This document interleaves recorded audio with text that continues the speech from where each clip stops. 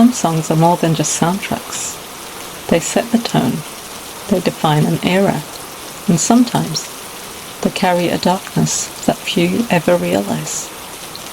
When The Sopranos premiered in 1999, it opened with a song that perfectly captured the show's mood: gritty, dangerous, and steeped in crime. But behind the catchy beat and bluesy rhythm of Woke Up This Morning lies a chilling true story. A story of betrayal, violence, and a man who thought he had gotten away with murder. Before it became one of the most famous TV theme songs of all time, Woke Up This Morning was a song by the British band Alabama 3, a group known for mixing blues, gospel, and electronic beats. The lyrics seem like they could be ripped straight from Tony Soprano's life. I woke up this morning and I got myself a gun. It feels like a perfect mafia anthem about power, crime, and survival. But what most people don't know is that the song wasn't written about gangsters at all. It was inspired by something much darker, a real-life murder. In 1989, a woman named Sarah Thornton was convicted of killing her husband Malcolm. But this wasn't a simple crime. It was a case that would divide the public. Sarah and Malcolm's marriage was anything but happy. Malcolm was a former police officer, but behind closed doors, he was abusive. Reports suggest that Sarah endured years of domestic violence, beatings, psychological torment, and threats that left her in constant fear. One night, after yet another violent argument, Sarah snapped. She grabbed a knife and stabbed her husband once in the stomach. He bled out. But when the trial began, something shocking happened. Sarah was sentenced to life in prison. The court rejected her defense that she had acted in self-defense, dismissing years of documented abuse. The case became a media firestorm. Some saw Sarah as a murderer. Others saw her as a woman pushed to the brink. Among those following the trial was Jake Black, one of the founding members of Alabama 3. He was struck by the tragedy, the injustice, and the brutal cycle of violence. That's when he wrote the lyrics to Woke Up This Morning. The song wasn't about a mobster. It wasn't about Tony Soprano. It was about Sarah Thornton. About waking up one day and realizing you've had enough, that something inside you has changed, that you're about to do something irreversible. Woke up this morning, got yourself a gun. That gun, it wasn't literal.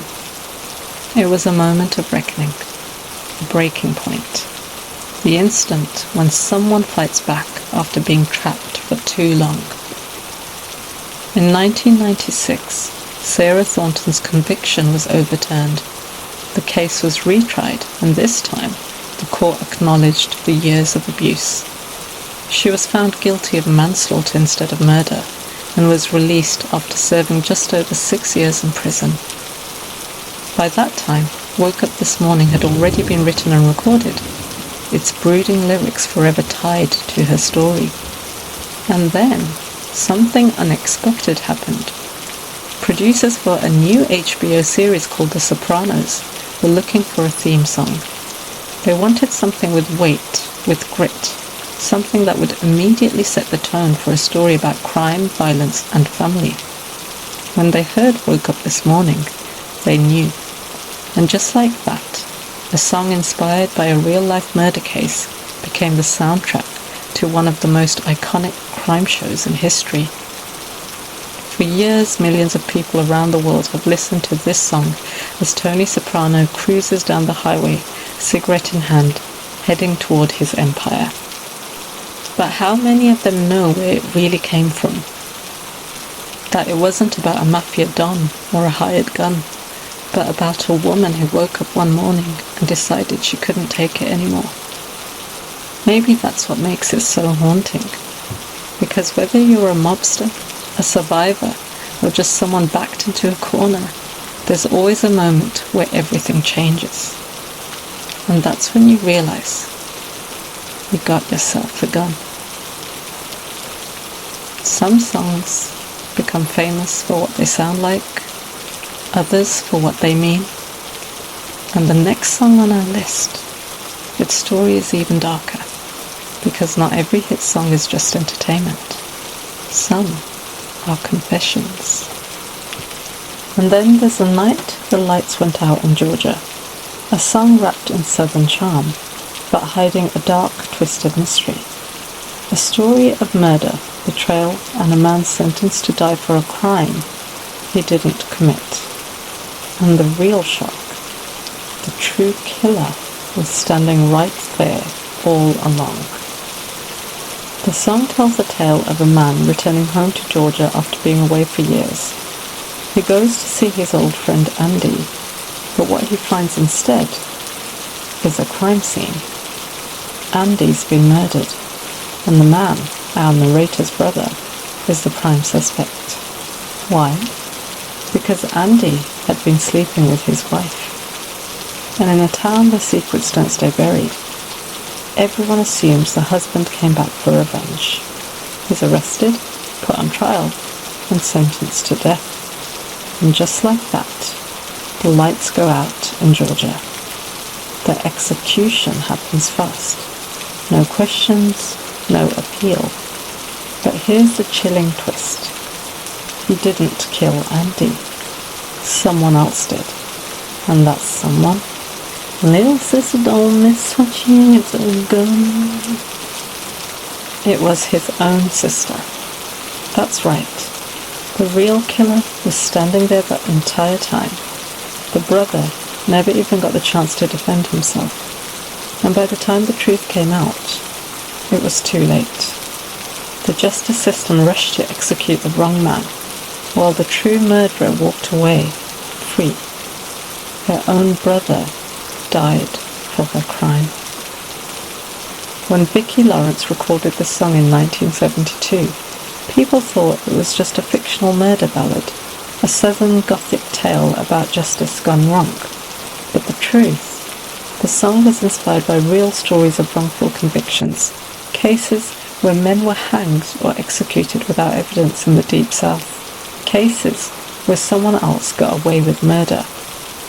No one expected the song to be a hit, but when it was released, it skyrocketed to #1, beating out major artists of the time. It was catchy, it was haunting, and it had a twist ending that left people stunned. Even today, it remains one of the most famous murder ballads ever recorded, because it asks a question we still struggle with. What happens when justice gets it wrong? What happens when the real killer walks free? And the next song on our list, it's one of the most terrifying tracks ever recorded. A song so disturbing that some listeners can't even finish it. Some songs make you feel something. Others, they make you wish you never heard them. Frankie Teardrop by Suicide isn't just music, it's an experience. One so terrifying that some listeners can't even make it through the full track. This isn't just a song, it's a psychological horror story, set to sound. And once you hear it, you can't unhear it. Released in 1977 by the avant-garde punk band Suicide, Frankie Teardrop tells the story of a factory worker named Frankie. Frankie is just like us, a young man struggling, broke, drowning in the pressures of life. Frankie is working at the factory. He has a wife and a baby, but the weight of poverty, despair, and hopelessness grows heavier every single day, until one night, Frankie snaps. Frankie can't make it. And then, he pulls out a gun. He kills his wife. He kills his baby. And as his world spirals into darkness, Frankie turns a gun on himself. Yes, most songs tell dark stories, but this song, it makes you feel it. Frankie Teardrop isn't just words, it's an assault on your senses. The track is 10 minutes long, but it feels like an eternity. It contains fast repetitive drum beats, an eerie robotic pulse, a creeping sense of dread, and then another blood-curdling scream erupts, inhuman, gut-wrenching, as if something truly evil is inside the music itself. People who hear it describe physical reactions, shivers, nausea, sheer terror. Some say it's the closest thing to experiencing insanity through sound. And then it gets worse. A long silence lingers, empty, yet filled with dread. As I listened to this track, so that I could record this and try to sing a couple of lines, I actually felt a sensation in my chest just listening to it. It makes me think about the anxiety response. Something was happening inside me just from hearing a few minutes of this song. And in the comments, someone mentions that they use this song in Starbucks when they want people to leave. But back to the story. Frankie's story doesn't end with death, because after he pulls the trigger, his soul doesn't leave. We're all Frankie. We're all lying in hell. The music becomes distorted, unhinged. The screams get louder, longer, like Frankie is stuck in an endless loop of suffering. And that's why some people believe this isn't just a song about a man breaking down. It's about damnation itself. A recording of what hell might actually sound like. The mechanical beat slows, as if dragging itself to the end. Because of its disturbing nature, rumours began to spread.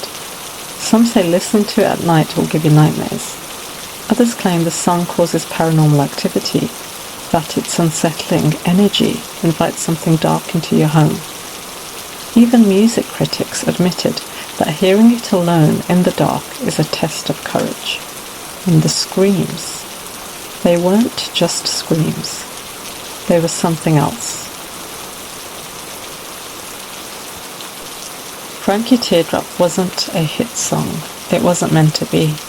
It was meant to push the limits of sound, to show what happens when music stops being music and becomes terror itself. And even now, decades later, it remains one of the scariest recordings ever made. Because the truth is, we're all Frankie. And maybe, just maybe, we're all lying in hell. Some songs are born out of pain. Others tell stories we wish we could forget. And then, there are songs like this, melodies so quiet, so stripped down, that they almost lull you into missing the horror hidden beneath the chords. Polly by Nirvana is one of those songs. But once you know its truth, you'll never hear it the same way again. On July 24th, 1987, in Tacoma, Washington, a 14-year-old girl, her name withheld for privacy, was walking home from a rock concert.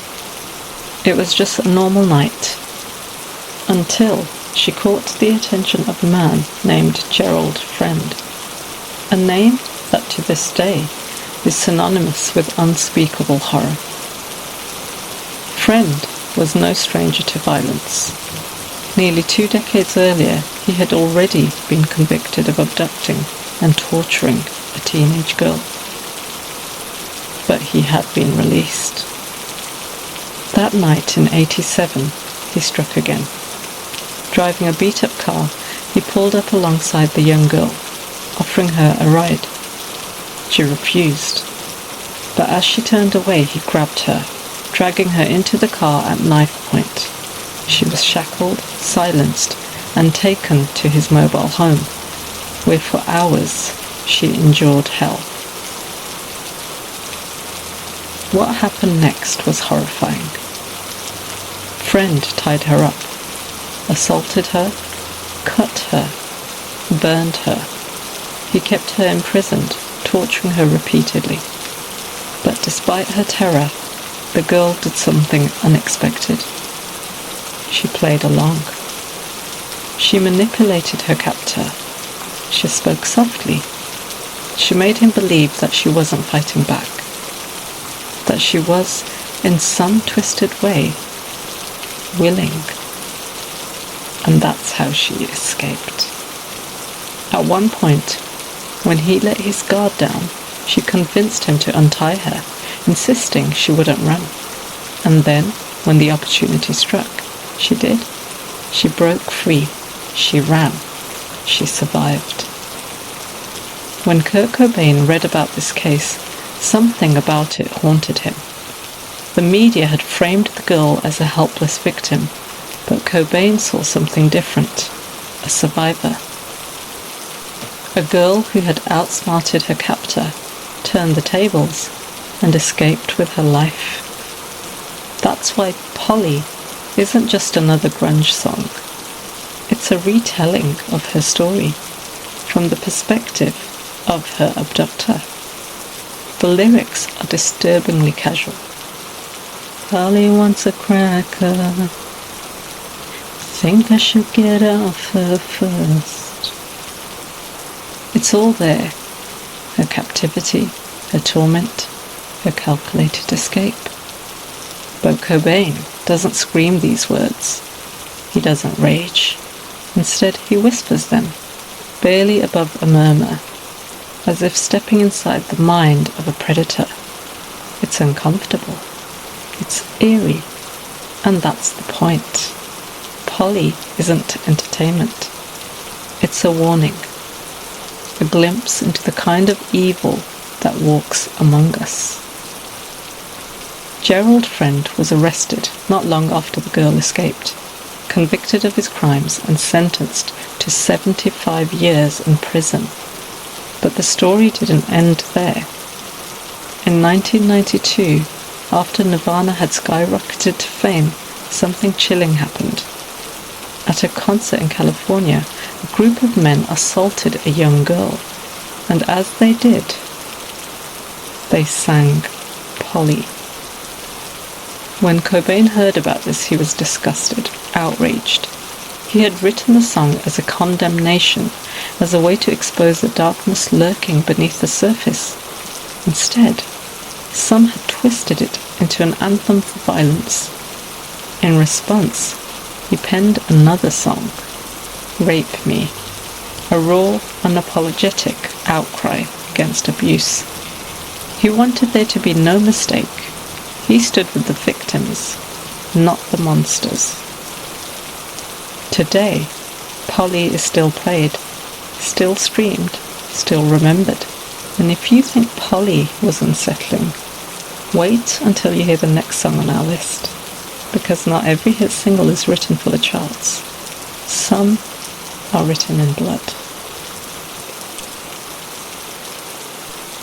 Murder ballads have been around for centuries. Songs that tell the story of crime, passion, and the inevitable downfall that follows. But few are as chilling as this one.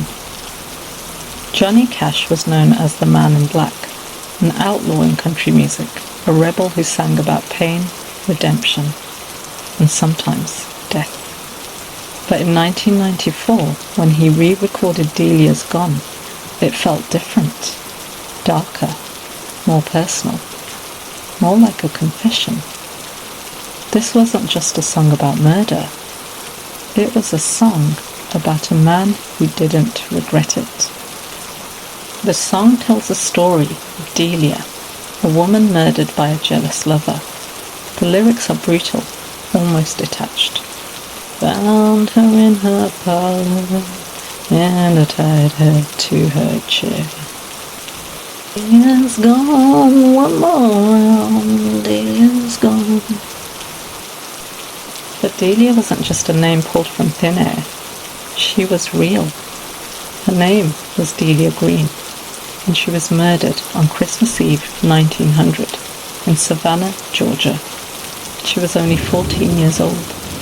Her killer, a 15-year-old boy named Moses Cooney Houston, her rumoured boyfriend.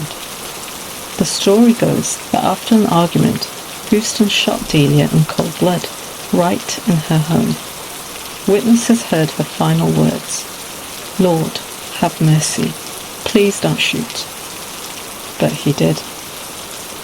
Delia died that night, and Houston was sentenced to life in prison. But after serving only 12 years, he was released, free to walk the streets again. And Delia, she was gone, forgotten, buried beneath time and legend. The story of Delia's murder spread, passed down through generations in the form of folk ballads.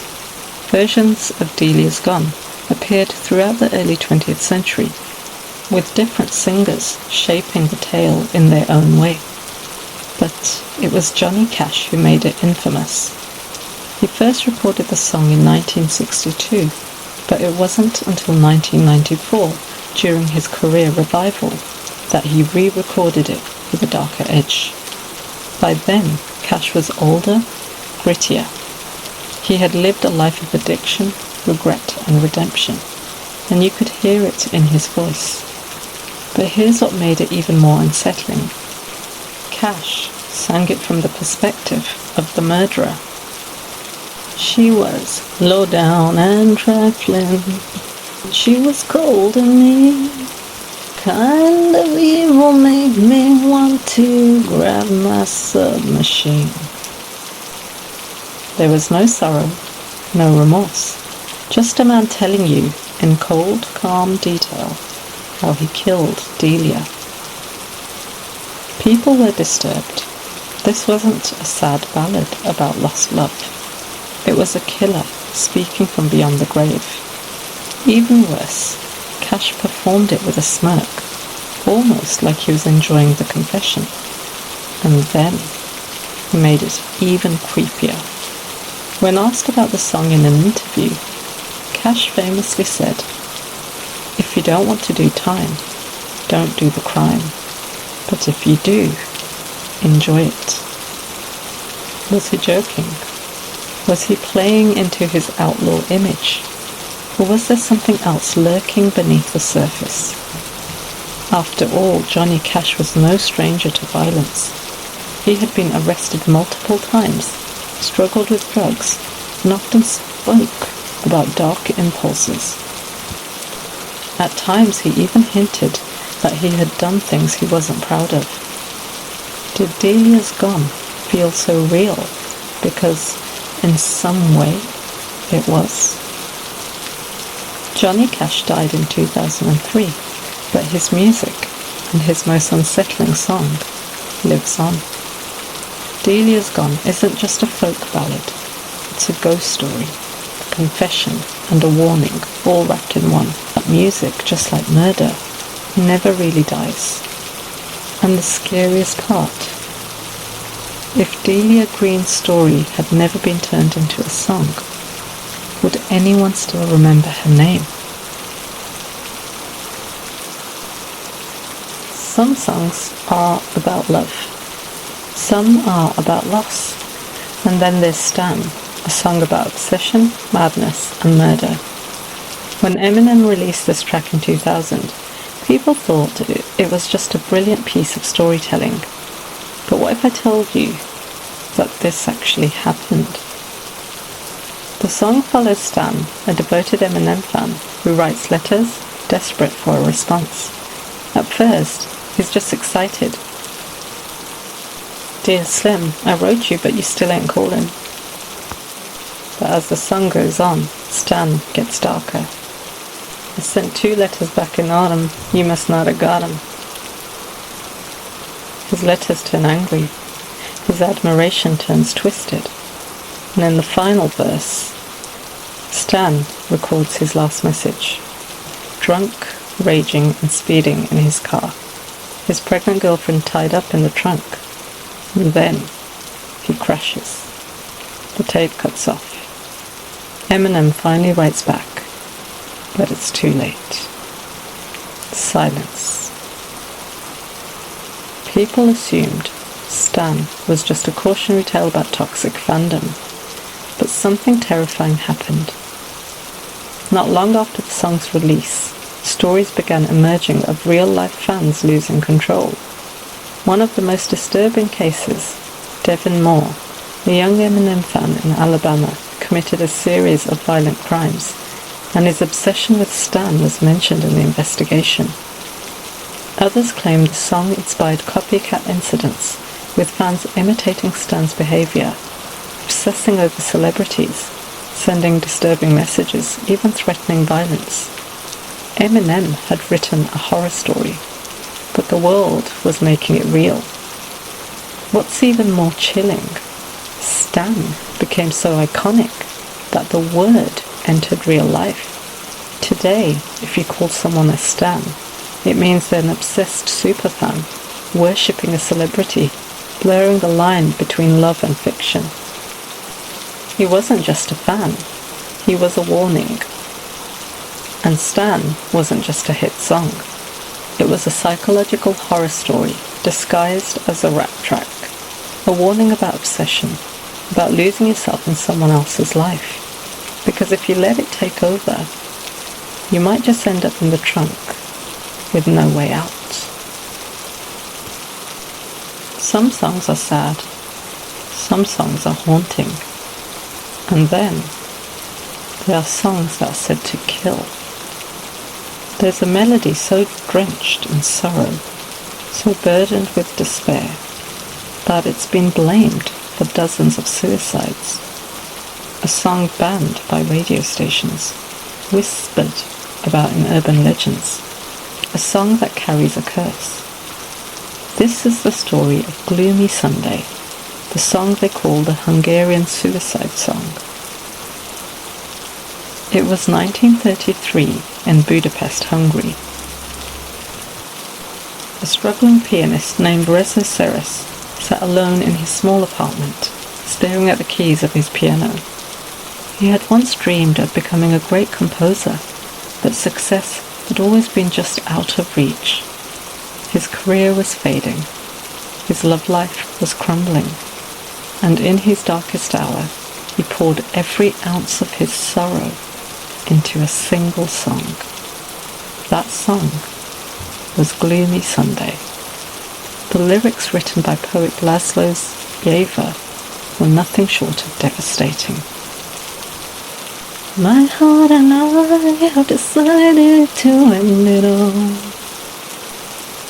It was a suicide note set to music, a song about unbearable grief, about longing for death, about waiting to be reunited with a lost lover beyond the grave. But Seres had no idea that this song would soon be linked to real deaths. At first, Gloomy Sunday was just another sorrowful ballad played in cafes and music halls across Hungary. But then, something strange started happening. Reports emerged of people taking their own lives after listening to the song. A young man was found dead in his apartment, the sheet music of Gloomy Sunday still open on his piano. A woman jumped from a bridge, clutching a piece of paper with the lyrics written on it. A shopkeeper shot himself, leaving behind a note that simply read, Gloomy Sunday. The pattern was impossible to ignore. The song was spreading, and wherever it was played, tragedy seemed to follow. As more and more suicides were linked to Gloomy Sunday, radio stations across Hungary banned the song. The legend spread across Europe, then to America. By the time Billie Holiday recorded an English version in 1941, the rumours had grown even darker. People whispered that the song carried a curse, that just hearing it could drive someone to madness. Some claimed that in Budapest alone, over 100 suicides had been linked to Gloomy Sunday. Others said that even reading the lyrics could bring misfortune. The media fueled the hysteria, publishing chilling headlines like, "The song that has taken more lives than war." But was it real?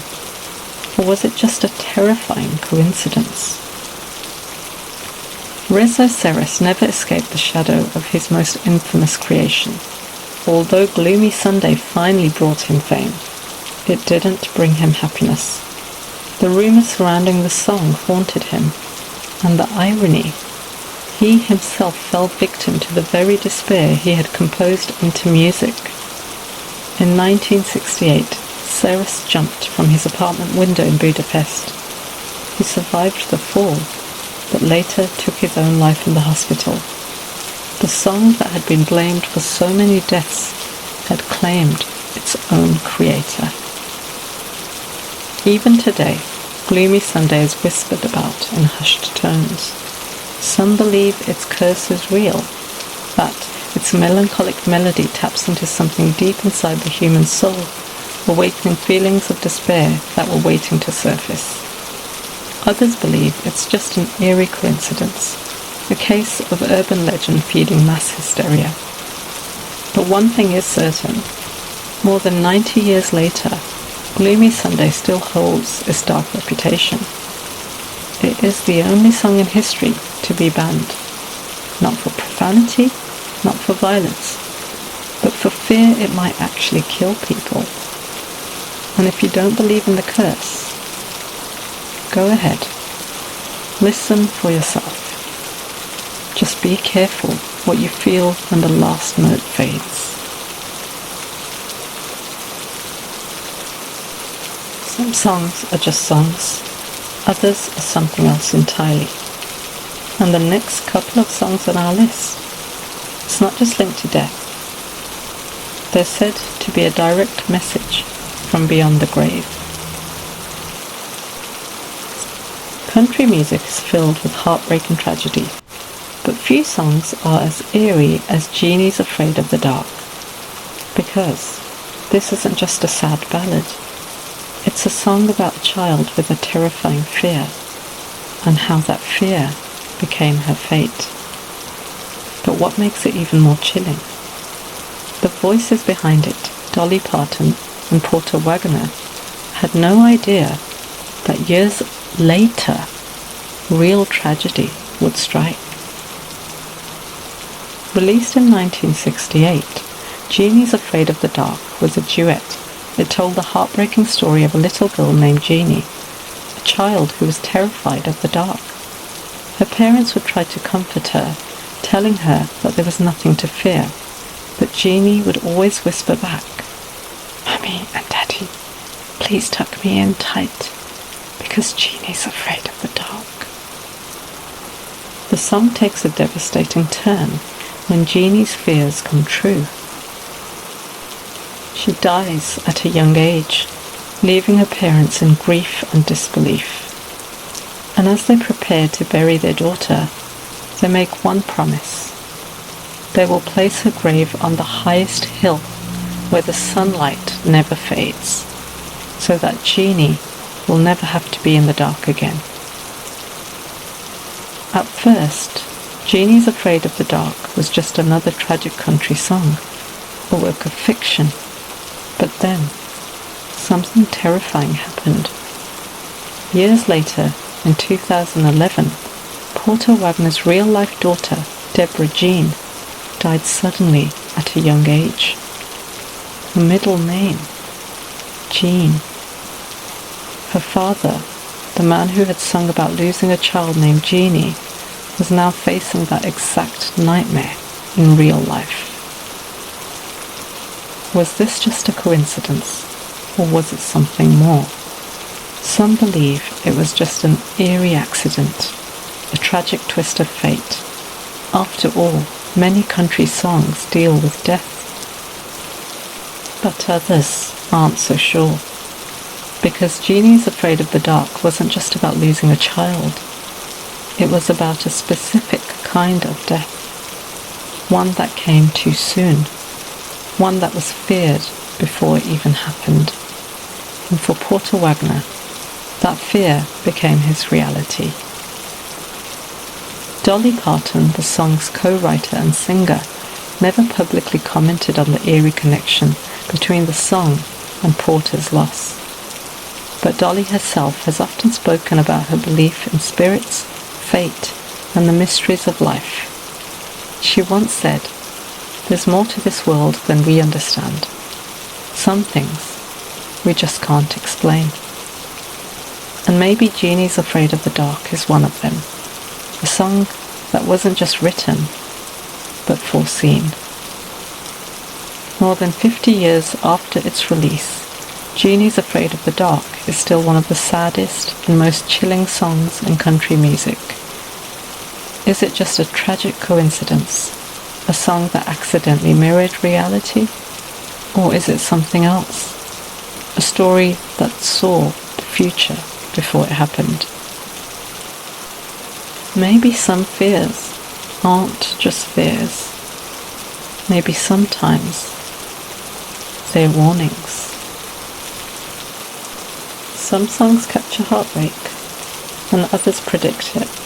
Love Will Tear Us Apart by Joy Division isn't just a song, it's a prophecy. A haunting, sorrowful track that became the final message of its singer Ian Curtis. Because just weeks after recording it, he was gone. And when you hear the meaning behind the lyrics, you'll realize the song wasn't just about love. It was about his own tragic ending. At first glance, Love Will Tear Us Apart is about a relationship in ruins. Why is the bedroom so cold? Turned away on your side. The lyrics describe a couple growing distant, their love fading, their connection breaking apart. Yet there's still this appeal that we've kept through our lives.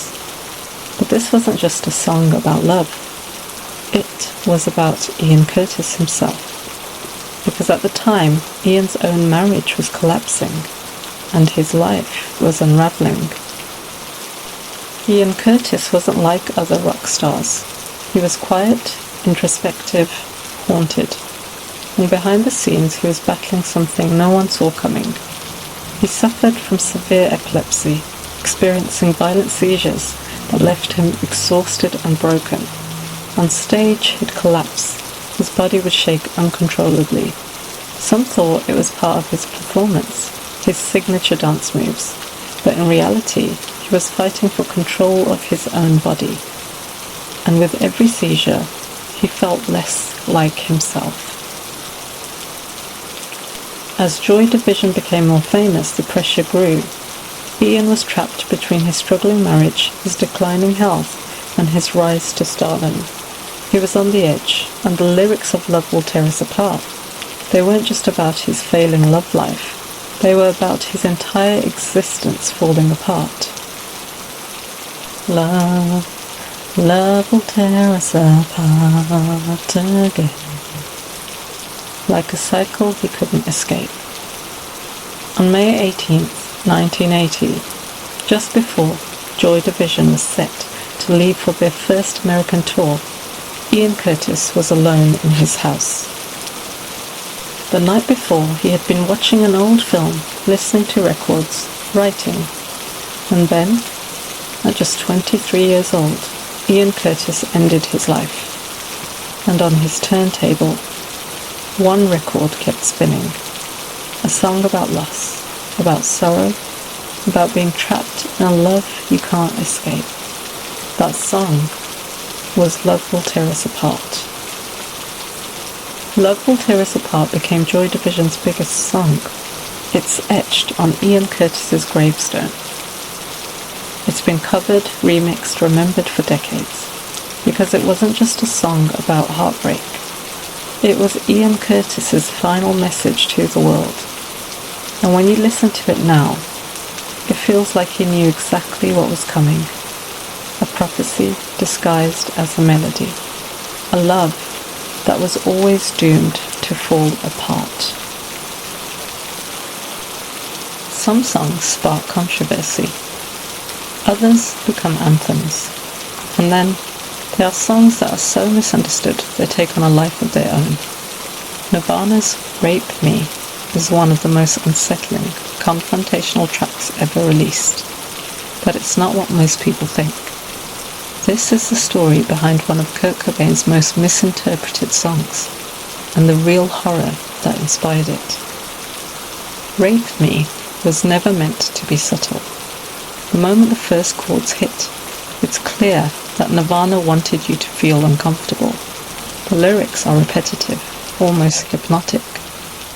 Rape me, my friend.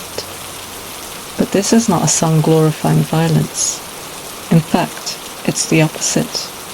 Cobain once described it as a message of defiance, a voice for survivors, not perpetrators. But to understand that, you have to go back to where it all started.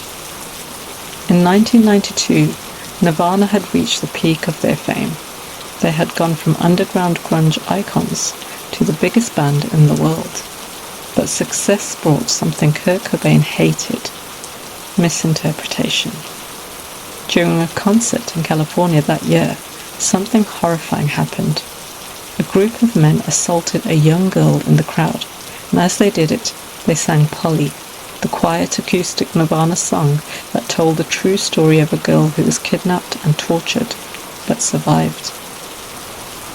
When Kurt Cobain found out, he was disgusted, enraged. He had written Polly to expose the horror of sexual violence, but now some had twisted it into an anthem for their own depravity. He knew he had to fight back. That's when Rape Me was born. Rape Me wasn't a glorification of violence. It was a warning, a statement of survival, resistance, and karma. The lyrics might sound submissive at first. Rape me, do it and do it again. But then the message shifts. I'm not the only one. Cobain made it clear. This song was about retaliation, about taking back power. He once said it was like a person staring their attacker in the eyes and saying, "Go ahead, you're the one who's going to suffer in the end." In a twisted way, it was a sequel to Polly. Polly was about a girl escaping her abuser. Rape Me was about what happens next, the fight back, the reckoning, the refusal to stay silent. But the world wasn't ready for a song this blunt. When Nirvana performed Rape Me at the 1992 MTV Video Music Awards, the network panicked. They thought Cobain was going to play the full song live on air, and in a desperate attempt to stop him, they threatened to cut the broadcast. Instead, Nirvana faked them out. As soon as Cobain hit the first few chords of Rape Me, security rushed toward the stage. But just before they could intervene, the band switched to lithium, making a fool out of the censors. Even with all the controversy, Rape Me became one of Nirvana's most powerful songs, an unfiltered scream of anger at abuse, injustice, and victim blaming. And Cobain didn't just talk about it, he backed up his words with action, refusing to play shows where women weren't treated with respect, and even banning audience members who hassled female fans. Rape Me was one of the last major statements Nirvana ever made before Kurt Cobain's tragic death in 1994. And even today, the song continues to divide listeners. Some still don't understand it. Others refuse to acknowledge its deeper meaning. But for those who do, Rape Me isn't just a song, it's a warning, a declaration of survival, and a reminder that music, no matter how raw or uncomfortable, has the power to expose the darkest corners of society. Because sometimes, the scariest songs aren't about ghosts or monsters. Sometimes, they're about us. Nirvana wasn't afraid to make people uncomfortable, but they weren't the only ones. Some of the biggest songs in history hide sinister secrets, and the next one on our list is even darker. It was 1975 and the Ohio Players were on fire. Their mix of funk, disco and rock had made them one of the hottest bands in America. But with success came pressure. Pressure from the record label, from the industry, and from the clock. The band was in the studio recording what would become one of their biggest hits, Love Rollercoaster, a song about the ups and downs of love, built on an irresistible groove. But somewhere in the middle of the track, something strange happens. It's quick, it's raw, and it sounds real. It was enough to start one of the most infamous rumours in music history. Not long after the song's release, the rumours started. People swore the scream wasn't part of the song, that it wasn't supposed to be there. And then the real horror began. A radio DJ claimed that a woman had been murdered in the recording studio and that her final screams were accidentally captured in the song. Some said it was a model from the band's album cover, stabbed to death right outside the recording booth. Others insisted it was an unknown woman, brutally attacked while the tape was rolling. And that scream, it was her actual death cry, forever trapped inside the song. As the legend grew, different versions of the story emerged. One theory, and one of the most popular ones, was that the scream belonged to Esther Cordet, the model from the Ohio Players album cover. She had posed naked, dripping in honey for the Honey album artwork. As the legend grew, different versions of the story emerged. So let's think about the theories. Theory 1, as mentioned, and one of the most popular ones, was that the scream belonged to Esther Cordet, the model from the Ohio Players album cover.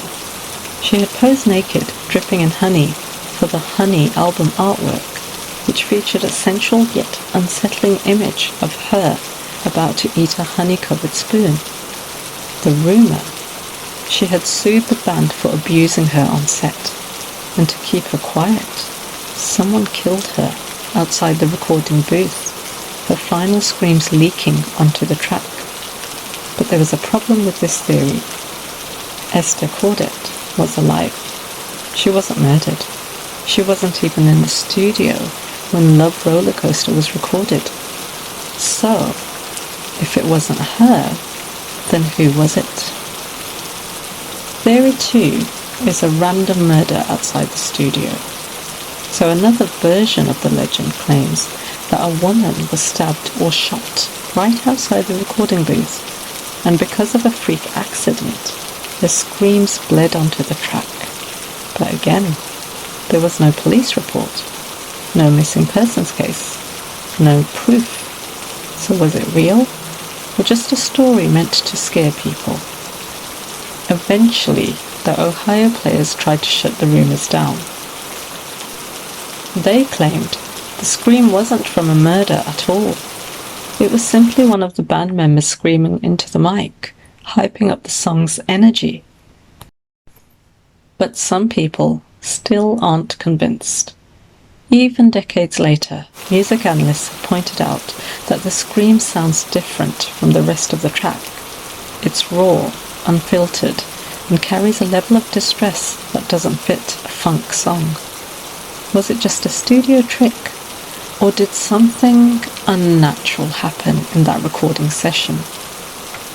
Love Rollercoaster became one of the biggest hits of the 70s, but its legend has never faded. Some say that when you listen closely, the scream doesn't just sound real, it feels like something you weren't supposed to hear. And if that's true, then someone's last moments are still playing, trapped forever, in one of the funkiest, most unsettling songs ever recorded. So next time you hear it, ask yourself, is this just a groove? Or is it a message from beyond the grave? Some songs tell stories, others retell true horrors. Bruce Springsteen's Nebraska isn't just a haunting ballad. It's a first-person confession, a glimpse into the mind of a real-life killer who left a trail of bodies across America. And when you hear the truth behind it, you'll never listen to it in the same way again. It was 1958. A 19-year-old Charles Starkweather and his 14-year-old girlfriend, Carol Ann Fugate, embarked on a crime spree that would terrify the country. Their story? It started like a twisted version of Bonnie and Clyde, a rebellious couple on the run. But the truth, it was something much darker. Over 8 days, Starkweather and Fugate killed 11 people, including Carol's own mother, stepfather, and babysitter. For them, this wasn't about money. It wasn't about revenge. It was about chaos, about power, about killing just to kill. It began in Lincoln, Nebraska, where Starkweather murdered a gas station attendant over a few dollars. From there, it spiraled into madness. They shot and stabbed Carol's entire family. They kidnapped and murdered strangers, young couples, innocent bystanders. They even broke into a wealthy businessman's home, killing him, his wife, and their maid. Then stole his car like it was just another thrill. For Starkweather, it was a game. For Carol, she later claimed she was a hostage, forced to go along with the killings. But the evidence, it told a different story. The murder spree finally ended when police cornered them in Wyoming. As officers approached, Starkweather abandoned Carol and tried to make a run for it. But when bullets started flying, he surrendered immediately. Carol, meanwhile, claimed innocence, that she had been kidnapped, forced to help, too afraid to escape. But was she telling the truth? Or was she just as guilty as him? Over 20 years later, Bruce Springsteen stumbled upon their story, and something about it haunted him. So he wrote Nebraska, a song told from the killer's point of view. I saw her standing on a front lawn, just a twirling a baton. His voice was cold, emotionless, like a man who had killed just to see what it felt like. The lyrics weren't about justice. They weren't about redemption. They were about a killer who felt nothing, a man who didn't even seem to regret it. And when you listen closely, it's terrifying. In 1959, Charles Starkweather was executed in the electric chair at age 20. Carol Ann Fugate, she was sentenced to life in prison, but was later paroled after serving 18 years. Today, she's still alive. She claims she was just a victim, but the families of those who died, they never believed her. Nebraska is more than just a song. It warns us about what happens when violence becomes a game. A song that doesn't try to justify evil. It just lets us stare straight into its eyes. And when you realize it's all true, it's one of the scariest songs ever written. Jeremy by Pearl Jam isn't just a song. It's a warning. A haunting, raw and heartbreaking look into the real-life tragedy of a boy whose pain was ignored until it was too late. On the morning of January 8, 1991, at Richardson High School in Texas, a 15-year-old student named Jeremy Dell walked into his English class. He had arrived late. The teacher told him to go get a tardy slip. Instead, Jeremy returned, holding a .357 Magnum revolver. He calmly walked to the front of the classroom, turned to his peers, and pulled the trigger. In front of his teacher, his classmates, his world. Jeremy had been a quiet, artistic kid, but behind closed doors he struggled. His parents had divorced, and he had felt invisible, ignored, unheard. School was no escape. Jeremy was often bullied and isolated, and that morning he had written a suicide note, but instead of leaving it behind, he decided to make sure everyone saw him. Eddie Vedder, the lead singer of Pearl Jam, read about Jeremy's death in a newspaper article, and it hit him. This wasn't just one boy's story. This was happening everywhere. Kids suffering in silence, ignored until they reached their breaking point.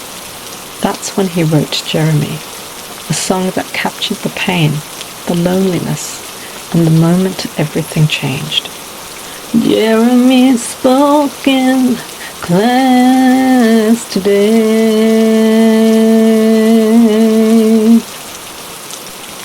At first, people misunderstood the song. Some thought it glorified what Jeremy did, but Pearl Jam never performed it live again after its release, because for them, this wasn't just a hit song, it was a tragedy they never wanted to relive. Jeremy Dell's story is still a warning today, when pain is ignored, when cries for help go unheard, because his death wasn't about making a statement, it was about the silence that led up to it. And if there's one thing to take away from this song, it's this. Listen. Notice. Speak up before it's too late. Some songs are dark, others are disturbing. And then there are songs like Dance with the Devil. A track so raw, so horrifying, that once you hear it, it stays with you forever. This isn't just a song. It's a nightmare about violence, gang culture, and how chasing power can lead to unthinkable horror. But what makes this song even more terrifying? Some say it's based on a true story.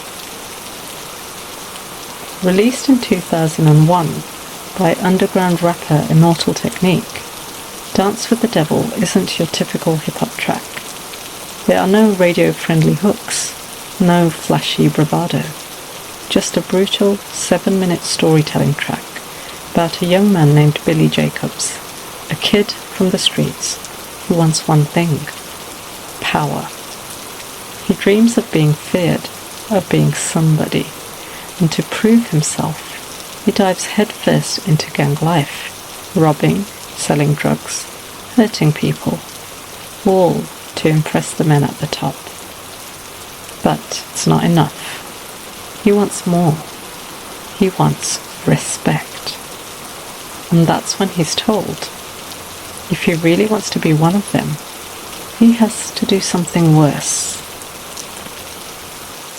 Something unspeakable. One night, Billy and his crew find a woman walking alone.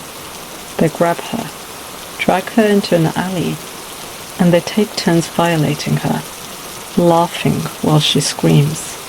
It's brutal, unrelenting. And then, Billy, wanting to prove himself, steps forward and ends her life. But when the streetlight flickers just right, he sees her face. And in one soul-crushing moment he realizes the woman he just killed was his own mother. The gang falls silent. Billy stumbles back, shaking as the realization tears through him. And then he throws himself off a building, ending his own life. Immortal Technique's voice returns, chillingly calm. I was there with Billy Jacobs, and I raped his mom too, and now the devil follows me everywhere that I go. Because the real message of the song isn't just about Billy. It's about everyone who gives into violence, everyone who sells their soul for power. Once you make that choice, you've danced with the devil, and you never stop paying for it. For years, fans have debated, was this real? Some say yes, that this was a story passed down through the streets, an actual initiation ritual carried out by gangs. Others insist it's fiction, to shock listeners. Even Immortal Technique himself hasn't given clear answer. Sometimes he claims it was inspired by real events. Other times he says it was meant to make people think, to show them the ugly truth of gang life. But here's the thing. It doesn't matter if the story is real, because the message absolutely is. Dance with the Devil was never a mainstream hit. It wasn't meant to be. It was meant to terrify you, to warn you, to make you face the consequences of unchecked violence and blind ambition. And even now, decades later, it remains one of the most disturbing songs ever recorded, because at its core it asks one question: how far would you go before you realized you've gone too far? Listen, Crystal, please comment. Let me know what you think of these backstories and if you know any other details. And also, if you know of any other songs with interesting backstories. And remember, truth is often stranger